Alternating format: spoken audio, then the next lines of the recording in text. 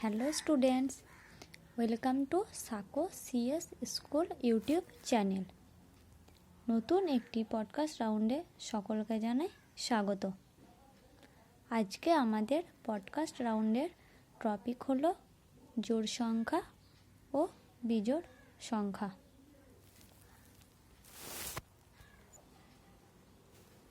অর্থাৎ আজকে আমরা জোড় সংখ্যা ও বিজোড় সংখ্যা বলতে কি বুঝি এবং আমরা বিভিন্ন সংখ্যার মধ্য থেকে কোনগুলো জোড় সংখ্যা এবং কোনগুলো বিজোড় সংখ্যা সেই নিয়ে আলোচনা করব। প্রত্যেককে ভিডিওটি স্কিপ না করে শুনতে থাকো। অঙ্কের যে গুরুত্বপূর্ণ অধ্যায়গুলো আছে সেগুলোর মধ্যে একটি গুরুত্বপূর্ণ অধ্যায় বা বিষয় হলো জোড় সংখ্যা ও বিজোড় সংখ্যা। এই জোড় সংখ্যা ও বিজোড় সংখ্যাই হলো আজকে আমাদের পডকাস্ট রাউন্ডে আলোচনার বিষয়বস্তু। তো প্রথমে আমরা আলোচনা করব জোড় সংখ্যা নিয়ে। অর্থাৎ জোড় সংখ্যা বলতে আমরা কি বুঝি বা জোড় সংখ্যা নির্ণয় করার উপায়। তো জোড় সংখ্যা কাকে বলে? যে সকল সংখ্যাকে 2 দিয়ে ভাগ করা যায়, অর্থাৎ ভাগ করলে কোনো ভাগশেষ থাকে না, সেই সকল সংখ্যাকে বলা হয় জোড় সংখ্যা।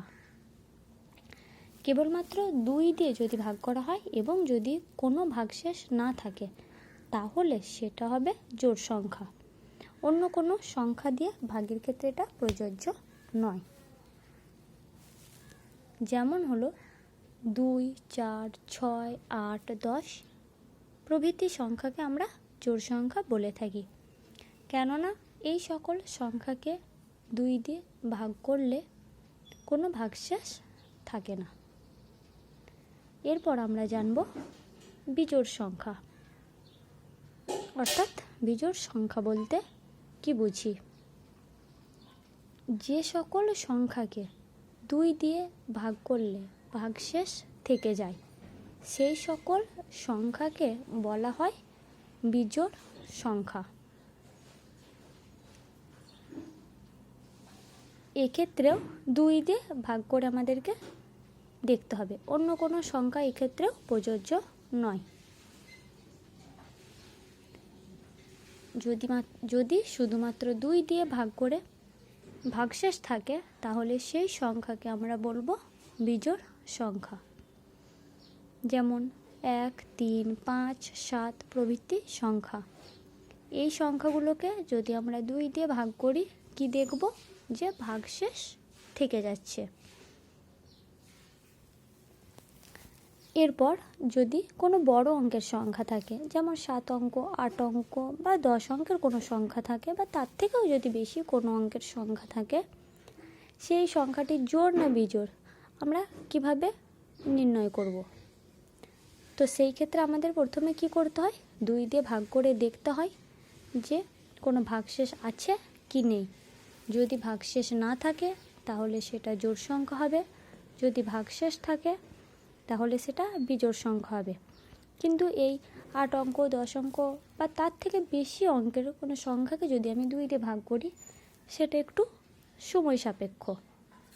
তো এই সময় না নিয়ে আমরা যদি তৎক্ষণাৎ বলতে চাই যে সেটা জোড় সংখ্যা কি বিজোড় সংখ্যা, তাহলে আমরা কিভাবে বুঝব?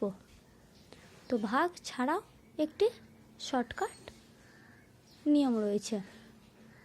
তো আমি তোমাদের এখন সেই শর্টকাট নিয়মটি বলবো। তো এই বড় অঙ্কের সংখ্যাটি একক স্থানে আমরা দেখব যদি 0, 2, 4, 6, 8 এই অঙ্কগুলো থাকে তাহলে সেই সংখ্যাটিকে আমরা জোড় সংখ্যা বলবো। এবং যদি একক স্থানে 1, 3, 5, 7, 9 এই সকল সংখ্যাগুলো থাকে তাহলে আমরা সেই সংখ্যাটিকে বিজোড় সংখ্যা বলবো। এই ক্ষেত্রে কি হলো, আমরা চোখে দেখে এককের স্থানে কি আছে সেটা দেখেই আমরা বলে দিতে পারছি জোড় না বিজোড় সংখ্যা, আমাদেরকে ভাগ করতে হলো না। ফলে কি হলো, আমাদের অনেকটা সময় সাশ্রয় হলো এবং আমরা তৎক্ষণাৎ বলে দিতে পারলাম সেটা জোড় সংখ্যা না বিজোড় সংখ্যা। এইভাবে যে কোনো বড় অঙ্কের সংখ্যাকে আমরা জোড় সংখ্যা না বিজোড় সংখ্যা সেটা নির্ণয় করতে পারবো, কিন্তু আমাদের শুধুমাত্র এককের স্থানটি লক্ষ্য রাখতে হবে। তাহলে আজকে আমি শেষ করছি আমাদের পডকাস্ট রাউন্ডের আলোচনা এখানেই। Thank you.